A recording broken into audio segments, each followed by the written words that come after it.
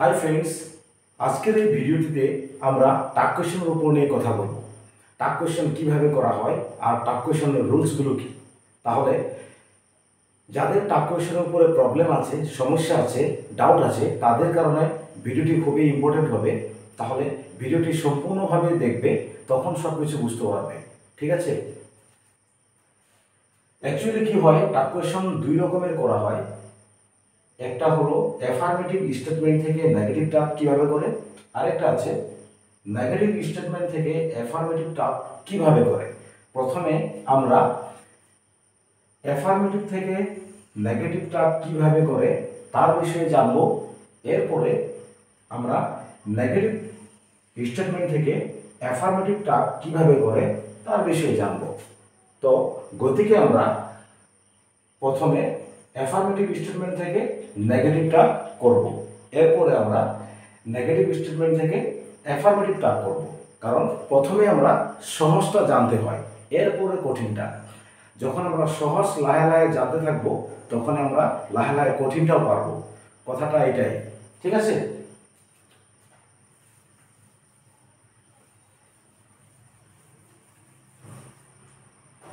প্রথম প্রশ্নটি দেখুন, হি ইজ কলিং। অ্যাকচুয়ালি টাগ কোয়েশ্চনে কি হয়, নট যোগ করা হয়, শর্ট ফর্ম নট, যেটা কন্ট্রাক্টেড ফর্মে নট ব্যবহার করা হয়, আর সবসময় সাবজেক্ট ব্যবহার করা হয়, আর হেল্পিং ভার্ব ব্যবহার করা হয়। ঠিক আছে? একটা কথা মনে রাখবে, যে সেন্টেন্সটি দেওয়া থাকবে বা যে অ্যাফার্মেটিভ স্টেটমেন্টটি দেওয়া থাকবে, এখানে হেল্পিং ভার্ব আছে কি না। 24টা ভার্ব যদি আছে, তাহলে 24টা ভার্বের পরে নট যোগ করে সাবজেক্ট লাগিয়ে এরপরে প্রশ্নবোধক চিহ্ন দিয়ে আমরা টাগ কোয়েশ্চন করি। ঠিক আছে? দেখুন, এখানে হি ইজ কলিং দেওয়া আছে, হি ইজ কলিং লেখো, হি ইজ কলিং, একেবারে সহজ। ঠিক আছে? কমা দিন, কমা আছে, কমা দিন, এরপরে দেখুন হেল্পিং ভার্ব আছে কি না, আছে, ইজ আছে, ইজ বসান, এরপরে দেখুন নট ব্যবহার করতে হবে, নট ব্যবহার করে সাবজেক্টে লাগিয়ে দিন হি, আর প্রশ্নবোধক চিহ্ন দিন। হয়ে গেল। কোনো কঠিন নেই, কোনো কষ্ট নেই, কেবল মন দিয়ে শুনবে, সব কিছু একেবারে সহজভাবে বুঝতে পারবে। নেক্সট প্রশ্নটি দেখুন,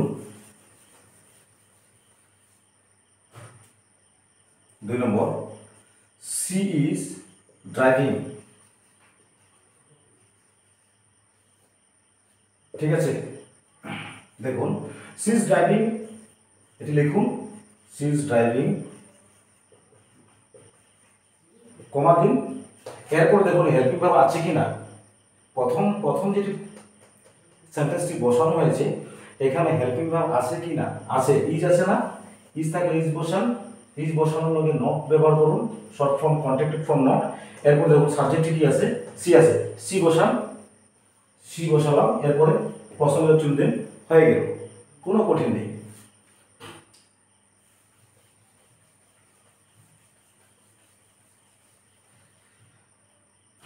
একেবারে সহজভাবে শিখুন। 3 নম্বরটি চান, I PLAY play football, FOOTBALL football. দেখুন, এটি প্রথমে এটি আমরা লিখে নিই। ঠিক আছে? I play football. দেখুন, এটা অল্প বেলেগ রকমের হয়। যদি হেল্পিং ভার্ব থাকে না বা না থাকে, যদি সেন্টেন্সের মধ্যে হেল্পিং ভার্ব দেখা যায় না, হেল্পিং ভার্ব নাই, এরপরে দেখুন এখানে ভার্ব আছে। ঠিক আছে? ভার্ব আছে, প্লে। ভার্বটি যদি প্রেজেন্ট টেন্স হয়, তাহলে সব সময় ডু ব্যবহার করবে, আর যদি পাস্ট টেন্স হয়, তাহলে ডিড ব্যবহার করবে, আর যদি ভার্বের সাথে এস বা ইএস লাগানো থাকে, তখন ডাস ব্যবহার করবে, DOES, ডাস। ঠিক আছে?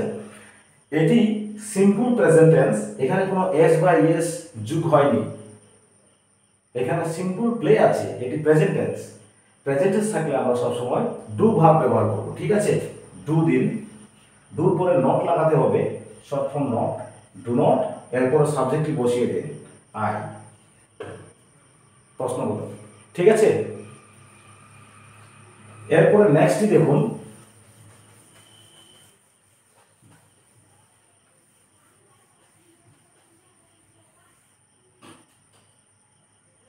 চার নম্বর, হি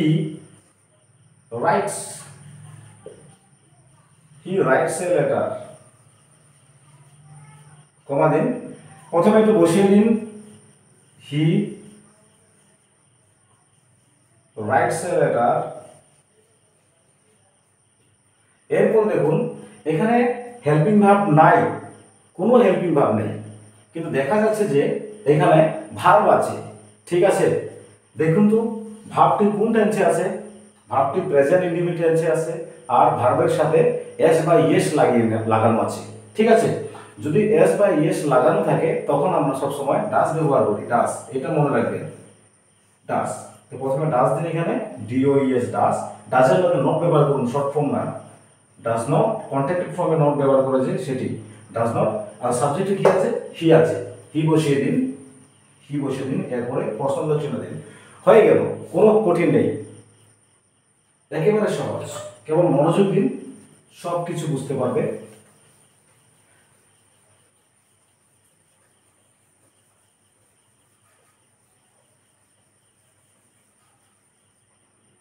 নেক্সট প্রশ্নটি দেখুন 5 নম্বর,